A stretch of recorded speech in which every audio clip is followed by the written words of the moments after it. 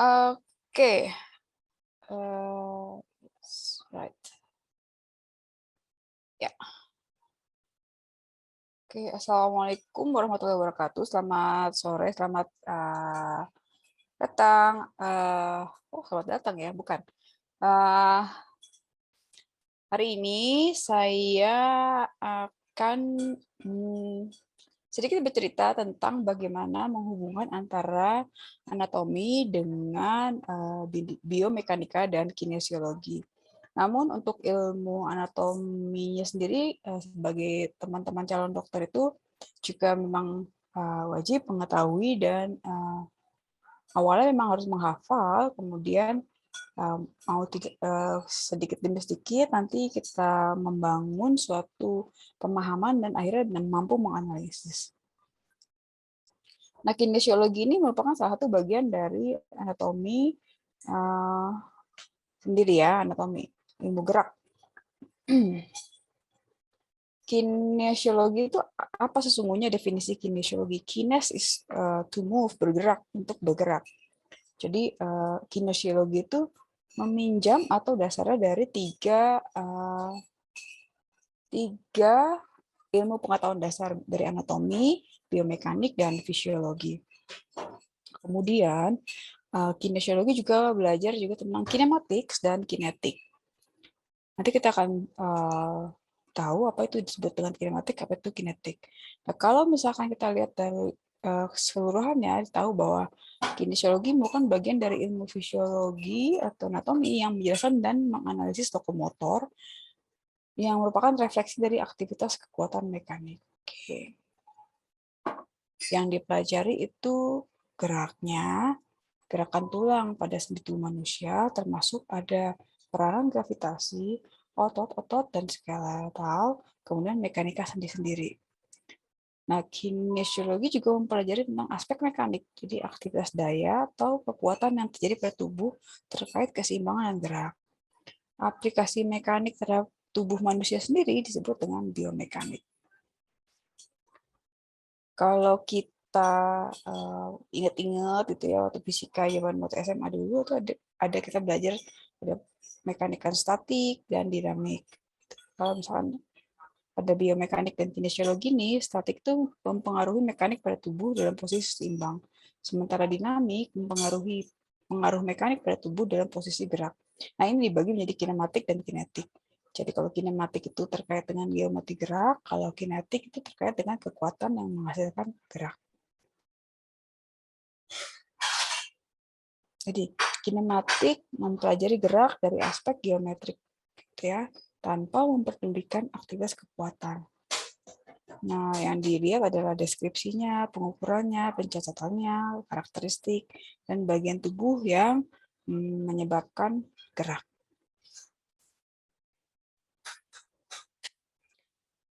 Nah, bagaimana kita posisi tubuh, bagaimana kita menentukannya, dan bagaimana bisa mengetahui gerak tubuh tersebut sendiri. Jadi ada yang namanya titik pusat gravitasi, garis aksis gerak, kemudian ada bidang gerak. Titik pusat gravitasi ini adalah imajiner, ada titik imajiner yang terletak pada 1 inci di depan vertebra sakralia.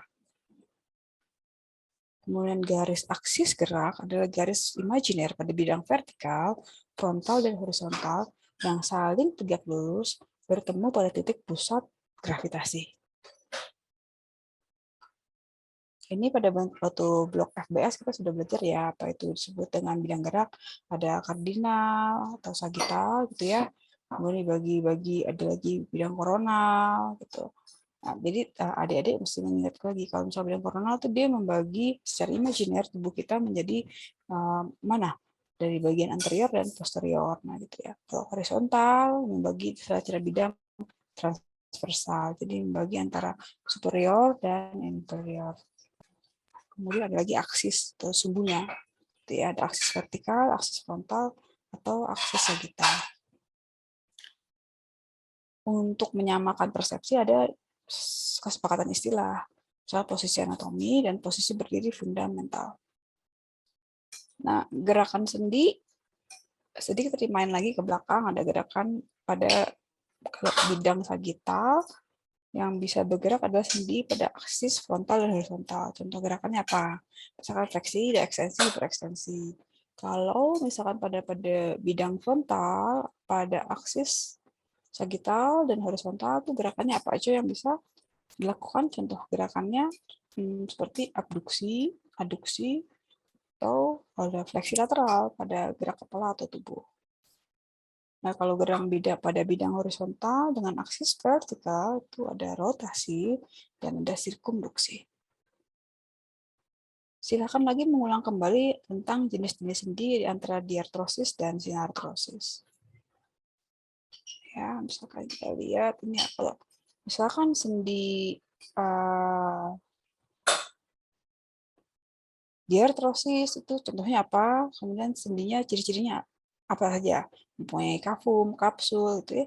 Ini balik kembali lagi ingat lagi di kuliah FBS. Contoh sendinya.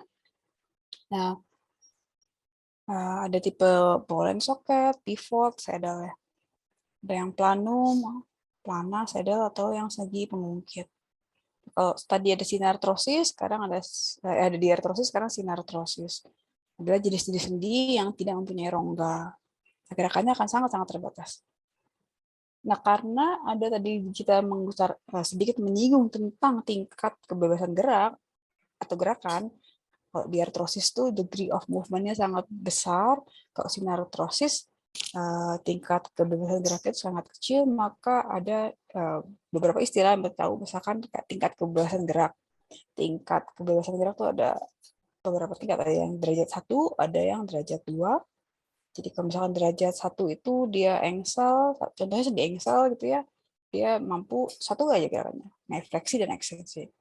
Kalau tingkat kebebasan gerak tingkat 2, contohnya sendi kondiloid, dia bisa fleksi, ekstensi, abduksi, abduksi, sirkumduksi. Ya, ini bergantung terhadap berapa bidang yang sendi tersebut bisa bergerak ya. Kalau derajat 3 itu contohnya ball and socket, dia bisa dalam 3 bidang plana. Gitu ya. Bisa fleksi ekstensi, bisa abduksi, aduksi, dan rotasi. Nah, pada degree of freedom derajat 3 itu adalah maksimum gerakan pada manusia. Ini contohnya. Oke. Nah, tadi kalau sudah tahu tentang derajat gerakan, ini ada yang disebut dengan rantai kinematik. Namanya rantai. Rantai itu akan dia bergerak bersama-sama. Jadi ada gerakan yang lebih bebas, dia merupakan penjumlahan dari gerakan beberapa sendi. Semakin distal, semakin jauh letak sendi, semakin tinggi tingkat kebebasan gerakannya dibandingkan sendi yang letaknya proksimal. Nah, kalau misalkan sendi tersebut makin proksimal ke batang tubuh, maka degree of freedom akan semakin sedikit.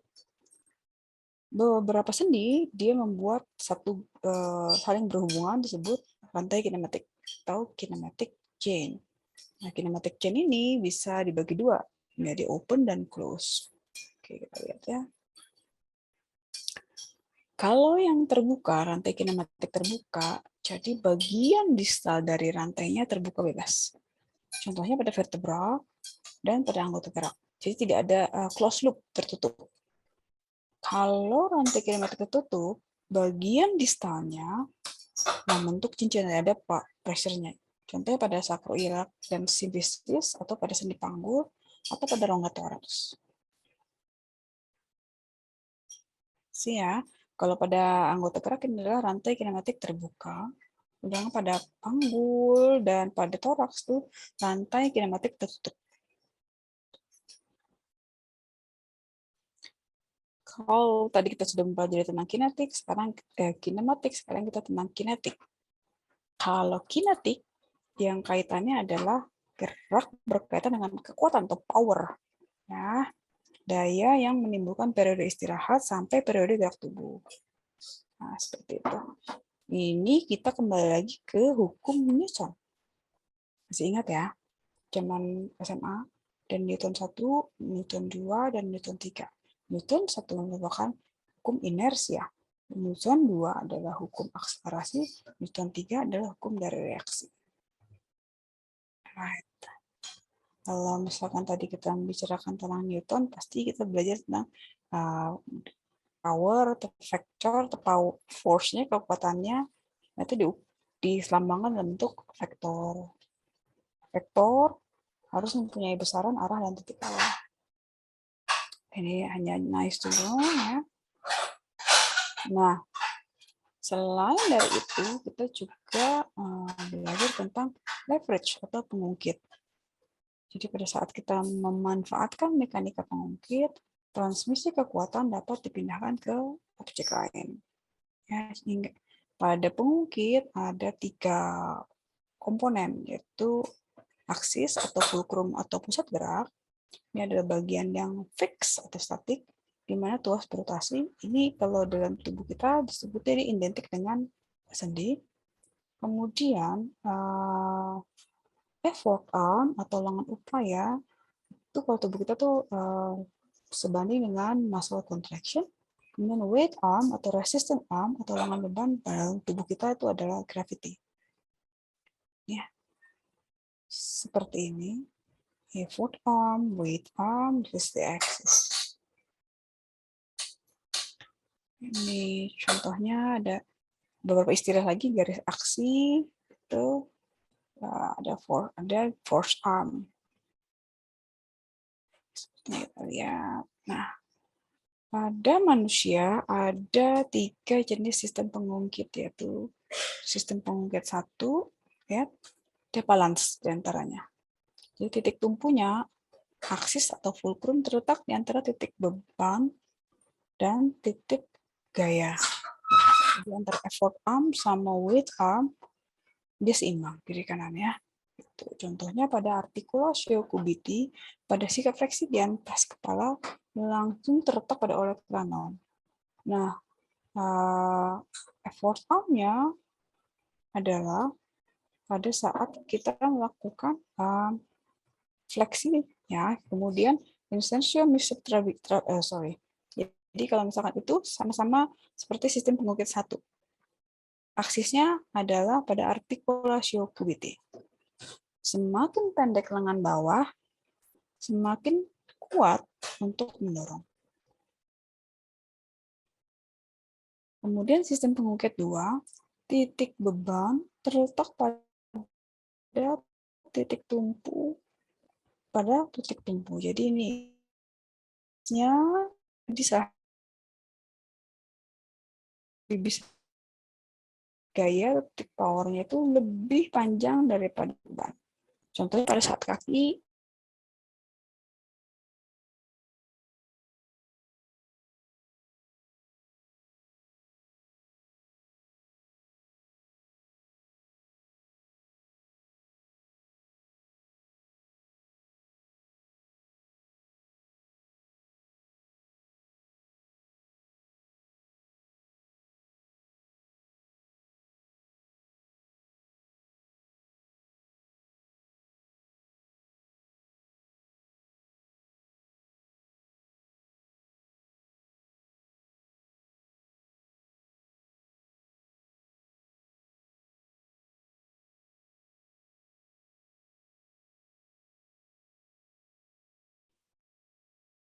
oke, dari ulang lagi.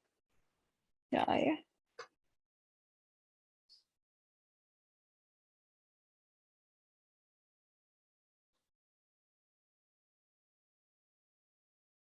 Ini sudah kelihatan ya.